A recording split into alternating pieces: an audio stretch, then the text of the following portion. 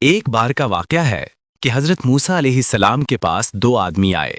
دونوں کی حالت اور دونوں کی خواہش ایک دوسرے سے بالکل مختلف تھی۔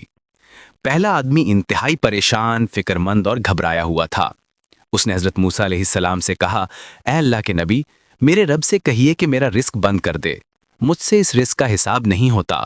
میں ڈر اور خوف میں مبتلا ہوں کہ کہیں روز قیامت میں اس رزق کے بارے میں پکڑا نہ جاؤں۔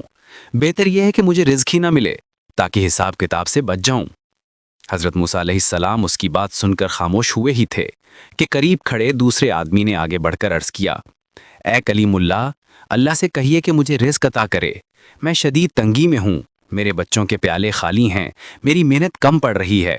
اللہ سے دعا کیجئے کہ وہ میرا رزق بڑھا دے، میں بہت محتاجی میں ہوں۔ حضرت موسیٰ علیہ السلام نے دونوں کی باتیں سنی اور اللہ کے حضور حاضر ہوئے۔ ایک رزق بند کروانے کی درخواست لے کر آیا تھا اور دوسرا رزق بڑھوانے کی آرزو لیے۔ اللہ تعالیٰ نے موسیٰ علیہ السلام کی دعا سن کر فرمایا، اے موسیٰ، پہلے شخص سے کہو کہ اگر وہ چاہتا ہے کہ اس کا رزق کم ہو جائے تو میرا شکر ادا کرنا چھوڑ دے۔ شکر ختم ہوگا تو رزق خود بخود کم ہوتا چلا جائے گا۔ پھر اللہ تعالیٰ نے فرمایا، اور دوسرے شخص سے کہہ دو کہ اگر وہ وسیع رزق چاہتا ہے تو میرا شکر ادا کرے۔ جب بندہ شکر کرتا ہے تو میں اس کا رزق بڑھا دیتا ہوں۔ حضرت موسیٰ علیہ السلام واپس آئے، دونوں کو اللہ کا پیغام سنایا۔ پہلا شخص حیرت سے بولا، شکر چھوڑ دوں؟ کیا شکر کا بھی اتنا اثر ہوتا ہے؟ آپ نے فرمایا، ہاں، رزق کا دروازہ شکر سے کھلتا ہے اور ناشکری سے بند ہو جاتا ہے۔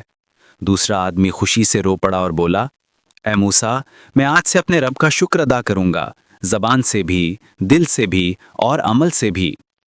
یوں ہی حکایت میں سکھایا گیا کہ رزق کی کنجی شکر ہے۔ شکر سے تنگی آسان ہو جاتی ہے اور ناشکری سے آسانیاں تنگی میں بدل جاتی ہیں۔